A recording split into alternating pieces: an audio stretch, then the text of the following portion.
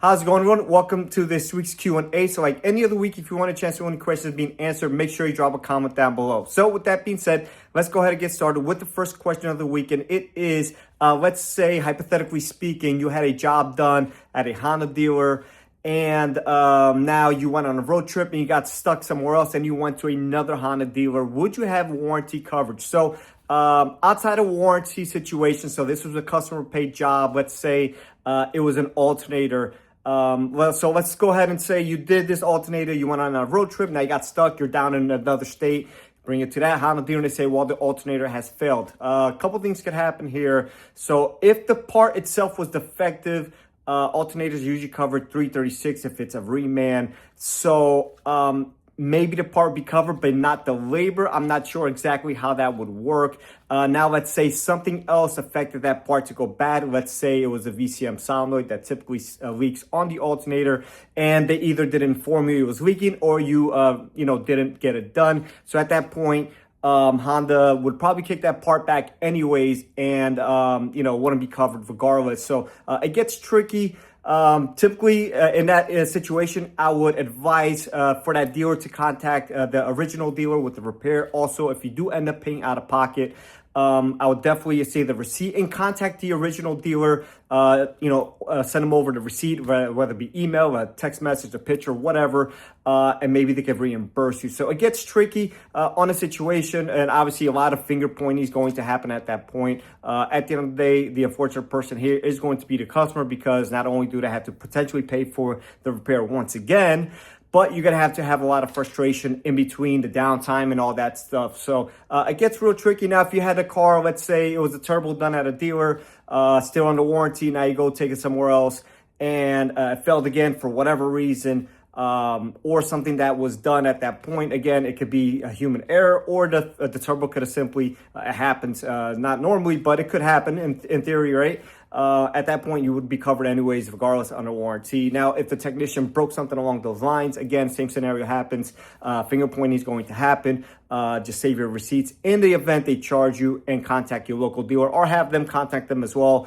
Save your receipts and stuff like that. So hopefully that answers the question for you. All right, next question. Honda and Acura is less reliable nowadays, or it's just simply more exposure? So I touched on this a couple of weeks back on how Hondas have had, and not only Hondas, every manufacturer has had issues, obviously from the beginning of the initiation of the company or the production or whatever, all the way up to now if they're still in business. So as tech evolves, things may break more often or break more because there's more tech in cars, and stuff is going to break more. Now we know Honda's going through a big issues here with a lot of engine issues. So obviously that is something newer. Now, Honda engines weren't bulletproof back in the day. Yes, there were a lot more that were reliable and required less maintenance, or less bigger jobs, I should say, because they've always been kind of leakers from the beginning, and they kind of actually progressed on that and became less leakers as time went by.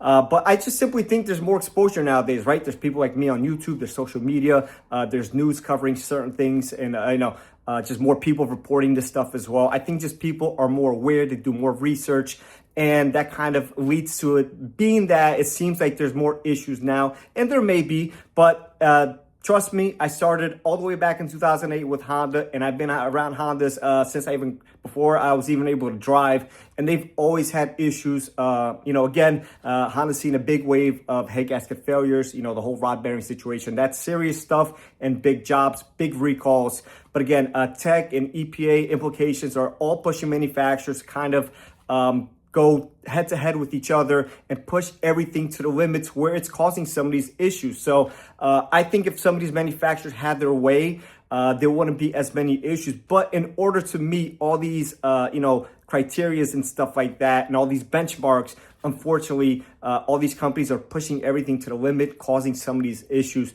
Now, I think these manufacturers do learn from their mistakes. But again, new laws and new EPA regulations and stuff like that really push them probably beyond their comfort level to where they have to do things just to meet those criteria.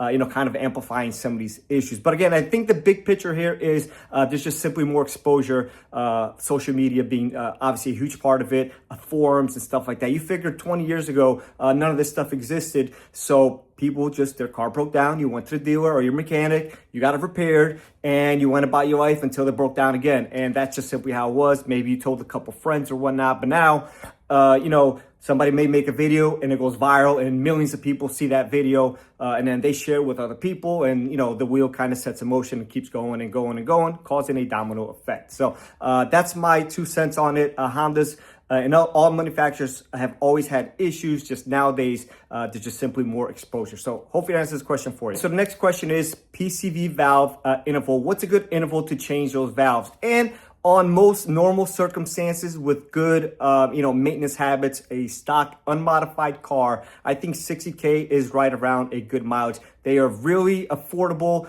most times being under 50 bucks, most times very easy to change yourself as well. On Hondas, it's typically either screw on the old ones, or the new ones, usually 10 millimeter bolt holding it in, gets torqued to 9 foot-pounds.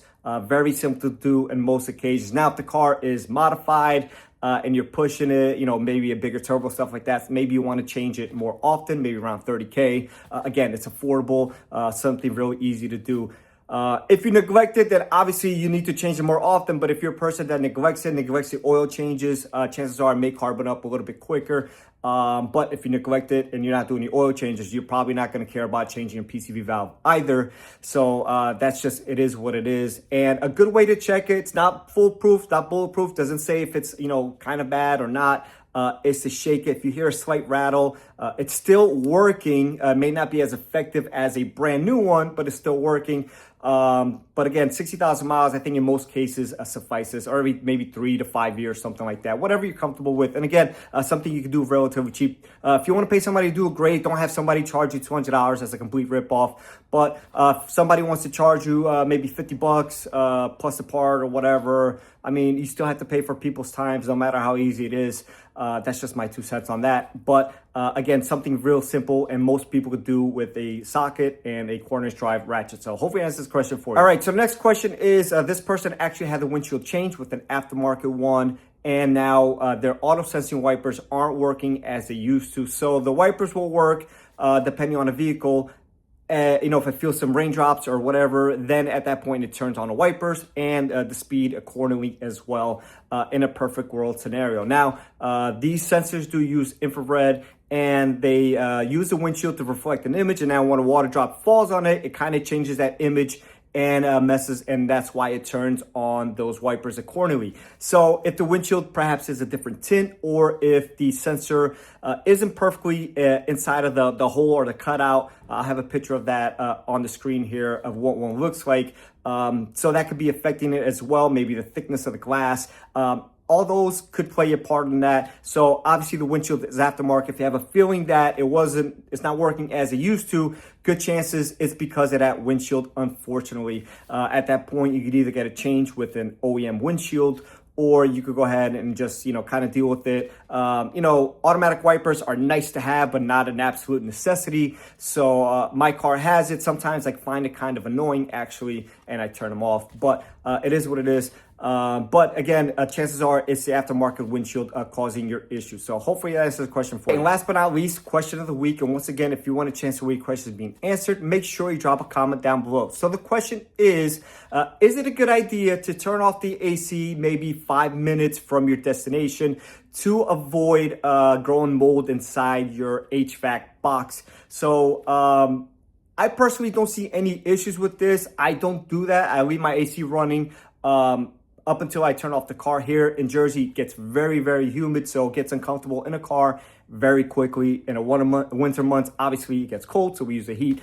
But so when you see the drops of water underneath the car, that is from condensation coming from the evaporator in the AC box or the HVAC box. So what happens is, obviously, it's so humid that it gets condensation and forms water and starts dripping in there. Now, if you turn off the car immediately, that evaporator is still going to have water on it and potentially be in a dark area for dark humid area and being susceptible to growing mold. So again, I don't really see it too often here, and you might get that mildew or moldish type of smell. But if there's something that's happening to you, then maybe you want to consider just turning off the AC but letting the fan run. So AC button off, let the fan run for maybe 5 minutes up until you get to your destination, and kind of let everything stabilize. Also, you want to go ahead and open from recirculation to fresh air, so everything is kind of at the same level or same temperature and humidity inside and outside of the car.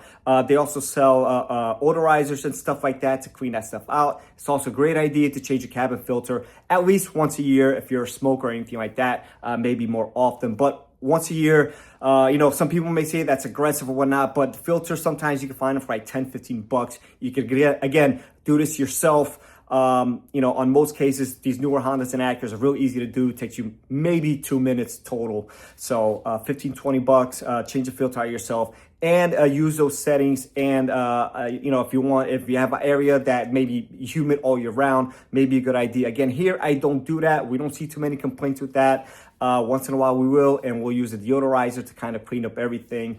And usually the customer gives us positive feedback. So hopefully that answers this question for you, and I'll catch everyone on the next one.